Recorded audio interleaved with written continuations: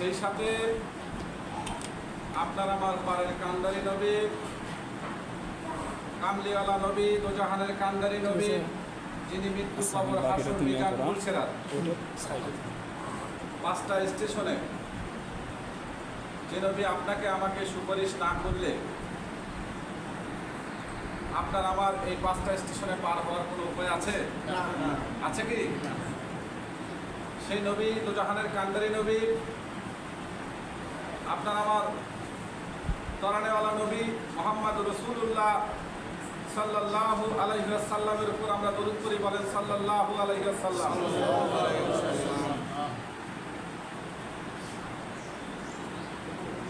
সর্বপ্রথমে শুকরিয়া আদায় করছি যে মহান মনিব আমাদেরকে পশুকুলে জন্ম না দিয়ে, কোনো কুকুর, শ্রীগাল, বিড়ালের ঘরে জন্ম না দিয়ে আমাদেরকে জন্ম দিলেন মানুষের ঘরে।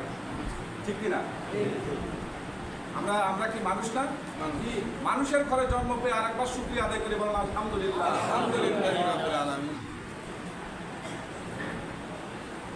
সেই সাথে আরেকবার শুকরিয়া আদায় করি, অনেক নবী পয়গম্বররা আক্ষেপ করেছে যে আল্লাহ আমাদেরকে নবী না বানাইয়া আমাদেরকে শেষ জামানার পয়গম্বর, দোজাহানের কান্দারি নবী মুহাম্মদ রাসূলুল্লাহর উম্মত বানায়া দেন। তারা নবীরা কিন্তু এই জামানার নবীর উম্মত হতে পারেনি, আমরা হতে পেরেছি। ঠিক কিনা? পারিনি? নবীর উম্মত হওয়ার কারণে আরেকবার শুকরিয়া আদায় করি, বলেন আলহামদুলিল্লাহ। আলহামদুলিল্লাহ নাহমাদুহু ওয়া নাস্তাঈনুহু ওয়া নাস্তাগফিরুহু ওয়া নু'মিনু বিহি ওয়া নাতাওয়াক্কালু আলাইহি ওয়া নাউযু বিল্লাহি মিন শুরুরি আনফুসিনা ওয়া মিন সাইয়্যাতি আমালিনা মান ইয়াহদিয়াল্লাহু ফালা মুদিল্লা লাহু ওয়া মা ইউদ্লিলহু ফালা হাদিয়া লাহু ওয়া নাশহাদু আল্লা ইলাহা ইল্লাল্লাহু ওয়া নাশহাদু আন্না মুহাম্মাদান আবদুহু ওয়া রাসূলুহু আরসালাহু বিল হাক্কি বাশীরা ওয়া নাযীরা ওয়া দা'iyan ইলাল্লাহি বিইذনিহি ওয়া সিরাজাম মুনীরা ফাকাদ ক্বালা আল্লাহু তাআলা ফি কালামিহিল মাজিদ ওয়াল ফুরকানিহিল হামিদ ইন্নাল্লাহা ওয়া মালাইকাতাহু ইউসাল্লুনা আলান নবী ইয়া আইয়ুহাল্লাযীনা আমানু সাল্লু আলাইহি ওয়া সাল্লিমু তাসলিমা।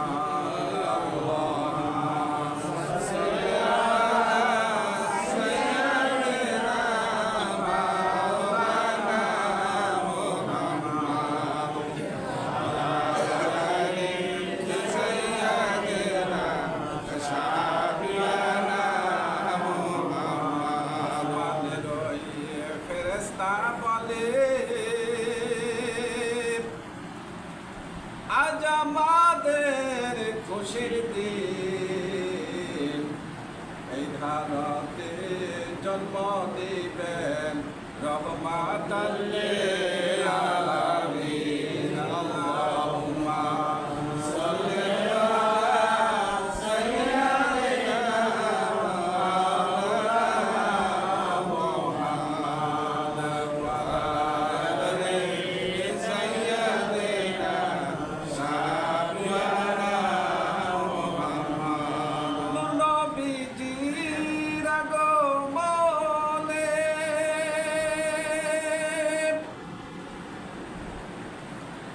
নবীজির আগমনে জগৎ হলো উজালা, করেন দরুদ করেন সবাই, ও হে আশিক নিরালায়। আল্লাহুম্মা সাল্লি আলা সাইয়্যিদিনা মাওলানা মুহাম্মাদ ওয়া আলি সাইয়্যিদিনা শাফিয়ানা মুহাম্মাদ। আসসালাতু ওয়াসসালামু আলাইকা ইয়া রাসূলুল্লাহ। আসসালাতু ওয়াসসালামু আলাইকা ইয়া হাবিবাল্লাহ। আসসালাতু ওয়াসসালামু আলাইকা ইয়া শাফিয়াল মুযনিবিন। আসসালাতু ওয়াসসালামু আলাইকা ইয়া রাহমাতাল লিল আলামিন। নয়নে রাসূল পাক দেখিলে কেমন হতো, বলেন মারহাবা। দু নয়নে রাসূল পাক দেখিলে কেমন হতো, জন্ম আমার নবীর যুগে হলে কেমন হতো, দু নয়নে রাসূল পাক দেখিলে কেমন হতো, বলেন মারহাবা। আমরা নবীকে দেখেছি? দেখেছি? নবীকে দেখলে জাহান্নামের আগুন তার জন্য হারাম হবে, বলেন সুবহানাল্লাহ। ঠিক কিনা? এখানে কি লেখা আছে? লা ইলাহা ইল্লাল্লাহ মুহাম্মাদুর রাসূলুল্লাহ সাল্লাল্লাহু আলাইহি ওয়াসাল্লাম। আল্লাহর পাশে নবীর নাম লা ইলাহা 12 অক্ষর, মুহাম্মাদুর রাসূলুল্লাহ 12 অক্ষর। ঠিক কিনা? শুধু লা ইলাহা পড়লে কি ইমানদার হওয়া যাবে? না। লা ইলাহা আল্লাহ ছাড়া কোনো মাবুদ নাই, ইমানদার হওয়া যাবে? এই কথাটা আবু জেহেল স্বীকার করেছিল। লা ইলাহা ইল্লাল্লাহ, আল্লাহকে মেনেছিল, নামাজ পড়েছিল, রোজা করেছিল, হজ করেছিল। আবু জেহেলের কাছে কাবা ঘরের চাবি থাকতো। আবু জেহেল ছিল আবুল হাকাম নাম। আবু জেহেলের নাম ছিল কি? সবাই বলেন কি নাম ছিল?